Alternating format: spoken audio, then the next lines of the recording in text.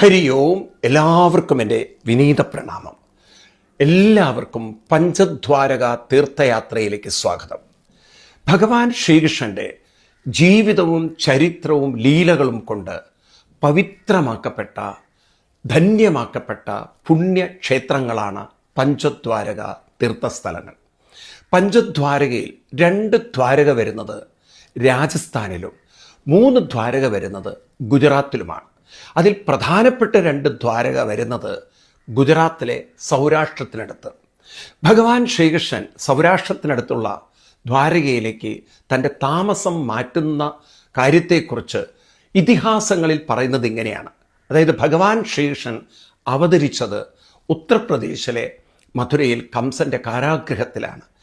എന്നാൽ കംസനെ ഭയന്ന് വസുദേവര് കൃഷ്ണനെയും കൊണ്ട് ഗോകുലത്തിൽ നന്ദഗോപഗൃഹത്തിൽ കൊണ്ടാക്കി. അവിടെയും ഭഗവാൻ ശ്രീകൃഷ്ണന് സുരക്ഷാ പ്രശ്നങ്ങൾ വന്നപ്പോൾ നന്ദഗോപര് കൃഷ്ണനെയും കൊണ്ട് വൃന്ദാവനത്തിൽ പോയി താമസിച്ചു. എന്നാൽ വൃന്ദാവനത്തിൽ നിന്ന് ഭഗവാൻ മധുരയിലേക്ക് വന്ന് കംസനെ വധിച്ച് അവിടെ താമസിക്കുമ്പോൾ അവിടെ ഭഗവാന് ജരാസന്ധൻ എന്ന് പറയുന്ന ഒരു രാജാവുമായിട്ട് ഏറ്റുമുട്ടേണ്ടി വന്നു. ഓരോ പ്രാവശ്യം ഭഗവാൻ തോൽപ്പിക്കും, ആള് തിരിച്ചു പോകും, ജരാസന്ധൻ വീണ്ടും വരും. ഇങ്ങനെ 16 വട്ടം ഭഗവാനോട് യുദ്ധം ചെയ്യുമ്പോൾ ഭഗവാന് മനസ്സിലായി, ഇങ്ങനെ പോയാൽ തൻ്റെ സമയം മുഴുവൻ യുദ്ധത്തിനും ആൾനാശവും സമ്പത്ത് മുഴുവൻ യുദ്ധ സമാഹരണത്തിനു വേണ്ടി ഓരോ ആയുധങ്ങൾ സംഘടിപ്പിക്കാനും വേണം. അതുകൊണ്ട് ലോകസംഗ്രഹം തനിക്ക് ഒരിക്കലും ചെയ്യാൻ സാധിക്കില്ല എന്ന് മനസ്സിലാക്കിയ ഭഗവാൻ തനിക്കൊരു സുരക്ഷിതമായ ഇടം വേണം. അങ്ങനെ കണ്ടെത്തിയതാണ് സൗരാഷ്ട്രത്തിനടുത്തുള്ള ദ്വാരക. എന്താണ് അവിടുത്തെ ഒരു പ്രത്യേകത എന്ന് ചോദിച്ചു കഴിഞ്ഞാൽ, ഒരു വശത്ത് രൈവത പർവ്വത നിരകൾ, കിഴക്കു ഭാഗത്ത് ഗോമതി നദി, പടിഞ്ഞാറ് സമുദ്രം. അതുകൊണ്ട് പെട്ടെന്ന് ആർക്കും അവിടെ കയറി ആക്രമിക്കാൻ സാധ്യമല്ല. അതുകൊണ്ട് ഭഗവാൻ ഒരു സുരക്ഷിതമായ ഇടം കണ്ടെത്തി കടലിൽ ഉള്ളിലുള്ള ഒരു ഐലൻഡിൽ കൊട്ടാരങ്ങളൊക്കെ പണിതു. അതുപോലെ ഗോമതി നദീ തീരത്തും കൊട്ടാരം പണിതു. അങ്ങനെ ഭഗവാന്റെ കാലഘട്ടത്തിൽ ലോകത്തിലെ ആദ്യത്തെ ആസൂത്രിതമായ പട്ടണമായിരുന്നു ദ്വാരക എന്നാണ്. അത്രമാത്രം വലിയ രാജവീഥികളും ഒരേപോലുള്ള കെട്ടിടങ്ങളും അതിൻ്റെയൊക്കെ വർണ്ണനകൾ കേട്ടാൽ നമുക്ക് തന്നെ അത്ഭുതം വരും. അതായത് ക്രിസ്തുവിന് മുമ്പ് ഇത്രയും ഗംഭീരമായ ഒരു ടൗൺഷിപ്പ് ഭാരതത്തിലുണ്ടായിരുന്നു. പിന്നീട് അവിടുത്തെ ആ വാസ്തുവിദ്യയും അതുപോലെ തന്നെ വളരെ മനോഹരമായ അന്നത്തെ ആർക്കിടെക്റ്റ്, അതായത് കൊത്തുപണികളും അത്ഭുതങ്ങളുടെ അത്ഭുതമായിരുന്നു. ഇന്ന് നമുക്ക് അതിനുള്ളൊരു തെളിവെന്താണെന്ന് ചോദിച്ചു കഴിഞ്ഞാൽ നമുക്ക് കാണാൻ സാധിക്കുന്നത് നമ്മുടെ ആർക്കിയോളജിക്കൽ ഡിപ്പാർട്ട്മെൻറ്റും മറൈൻ സയൻറ്റിസ്റ്റുകളും നടത്തിയ പര്യവേഷണത്തിൽ വളരെ കടലിൻ്റെ ആഴത്തിൽ നിന്ന് എക്സ്കവേഷൻ ചെയ്ത് കിട്ടിയ കല്ലുകൾ അത് ക്രിസ്തുവിന് മുമ്പ് ഉണ്ടായ നിർമ്മിതിയുടേതാണെന്ന് അവർ തെളിയിച്ചിട്ടുണ്ട്. അതായത് പണ്ട് ദ്വാരക ഉണ്ടായിരുന്നു എന്നതിൻ്റെ ഒരു തെളിവിലേക്കാണ് എത്തുന്നത് കാര്യങ്ങൾ. അപ്പോൾ ഈ കല്ലുകളൊക്കെ ഇന്ന് നമുക്ക് കാണാൻ സാധിക്കും. ദ്വാരകയിൽ അതെല്ലാം പ്രദർശിപ്പിച്ചിട്ടുണ്ട്. ഭഗവാൻ ശ്രീകൃഷ്ണൻ്റെ കാലഘട്ടത്തിലെ ഒരു ചരിത്ര അവശിഷ്ടം അത് മാത്രമേ ഉള്ളൂ. ഇനി നമുക്ക് കടലിനടിയിലേക്കും പോയി ഭഗവാൻ ശ്രീകൃഷ്ണൻ്റെ ദ്വാരകയൊക്കെ കാണാൻ പറ്റുന്ന വിധത്തിലുള്ള ഡെവലപ്മെൻറ്റ് വരുമായിരിക്കാം, ഒരു സംശയം വേണ്ട. ഏതായാലും ഭഗവാൻ ശ്രീകൃഷ്ണൻ്റെ ചരിത്രം വളരെ സത്യമാണെന്ന് ഇത്തരത്തിലുള്ള എക്സ്കവേഷൻസ് തെളിയിക്കുന്നു. ഭഗവാൻ ശ്രീകൃഷ്ണൻ്റെ കൊട്ടാരത്തിന് മറ്റൊരു പ്രത്യേകത ഉണ്ടായിരുന്നു. ലോകത്തിലെ ആദ്യത്തെ ഒരു ഡെമോക്രാറ്റിക് പാർലമെൻറ്റ് അവിടെയായിരുന്നു. അതായത് ഭഗവാൻ ശ്രീകൃഷ്ണൻ്റെ ദ്വാരകയിൽ 2 സഭകളുണ്ടായിരുന്നു. നമ്മളിന്ന് ലോകസഭ, 2 രാജ്യസഭ എന്ന് പറയുന്ന പോലെ അന്ന് സ്വധർമ്മ സാധ എന്ന ലോകസഭ, അതായത് ജനങ്ങളിൽ നിന്ന് തിരഞ്ഞെടുക്കുന്ന ജനപ്രതിനിധികളായിരുന്നു ഈ സ്വധർമ്മ സാധയിലുണ്ടായിരുന്നത്. അതുപോലെ ഈ സഭയിൽ നിന്നും തിരഞ്ഞെടുത്ത ആളുകളായിരുന്നു ദാശാർഹി എന്ന് പറയുന്ന രാജ്യസഭയിലുണ്ടായിരുന്നത്. ഇപ്പം ജനങ്ങളുടെ പ്രശ്നങ്ങൾ ചർച്ച ചെയ്യാൻ അവരിൽ നിന്ന് തന്നെ തിരഞ്ഞെടുക്കുന്ന പ്രതിനിധികൾ ഇരിക്കുന്ന സഭയ്ക്ക് അധികാരമുണ്ടായിരുന്നു. അവിടെ നിന്നും തിരഞ്ഞെടുക്കപ്പെട്ട ദാർശാർഹിയിലാണ് ഭഗവാൻ ശ്രീകൃഷ്ണനും ബലരാമസ്വാമിയൊക്കെ ഇരുന്നിരുന്നത്. അങ്ങനെ അവരവിടെ ഇരുന്ന് തീരുമാനങ്ങളൊക്കെ എടുക്കും. അപ്പോൾ ഇതൊന്നൊക്കെ നമുക്ക് മനസ്സിലാക്കേണ്ടത് ലോകത്തിലെ ആദ്യത്തെ ഒരു ഡെമോക്രാറ്റിക്, അതായത് ജനങ്ങളിൽ നിന്നും തിരഞ്ഞെടുത്ത ജനപ്രതിനിധികളുടെ ഒരു പാർലമെൻറ്റ് സിസ്റ്റം ദ്വാരകയിലുണ്ടായിരുന്നു എന്നാണ്. ഭഗവാൻ ശ്രീകൃഷ്ണൻ അതിൻ്റെ ആദ്യത്തെ മാതൃകയാണ്.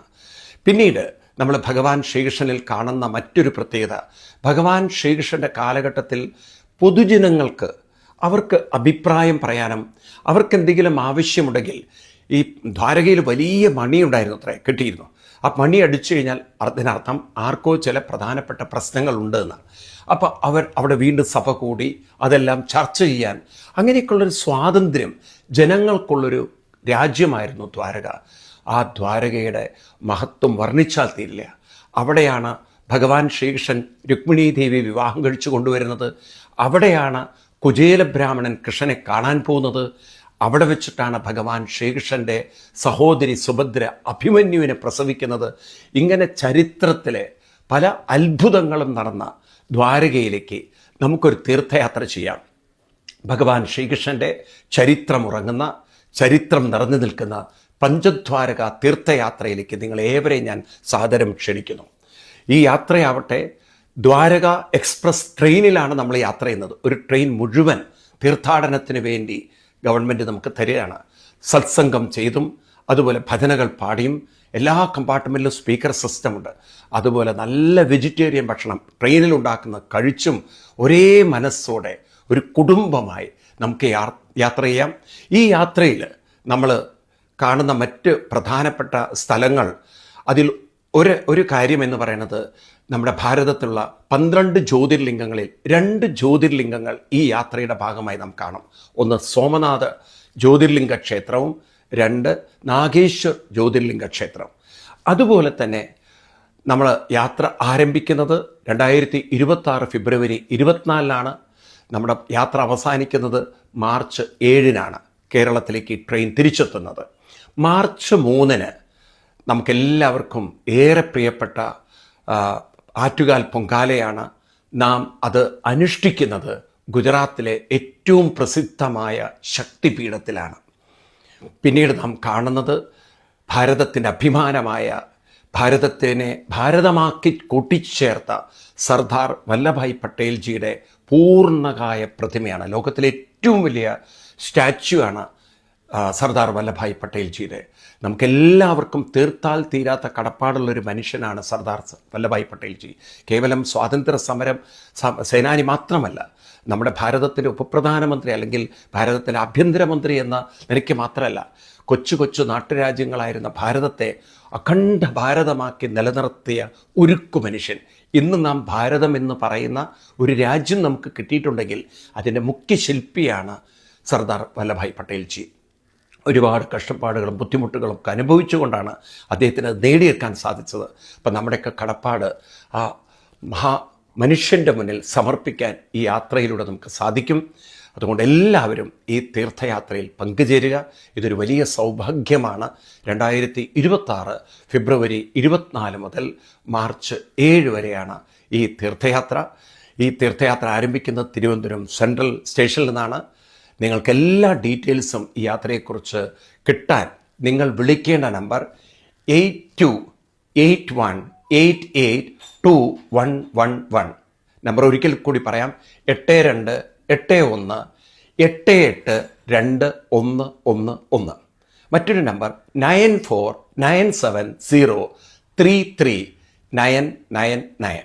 ഒരിക്കൽ കൂടി നമ്പർ പറയാം, 9497033999. ഈ നമ്പറുകളിൽ വിളിച്ച് നിങ്ങൾക്ക് യാത്രയെക്കുറിച്ചുള്ള ഡീറ്റെയിൽസ് കിട്ടുന്നതാണ്. എല്ലാവരെയും സ്നേഹാദരവോടെ ഈ തീർത്ഥയാത്രയിലേക്ക് ക്ഷണിക്കുന്നു. നമുക്കൊരുമിച്ച് ഒരേ മനസ്സോടെ ഭജനകൾ പാടി സത്സംഗം ചെയ്ത് ഭഗവാൻ ശ്രീകൃഷ്ണൻ്റെ ചരിത്രം കേട്ടും പഠിച്ചും മനസ്സിലാക്കിയും നമുക്ക് യാത്ര ചെയ്യാം. എല്ലാവർക്കും സ്വാഗതം. ഹരി ഓം, പ്രണാമം.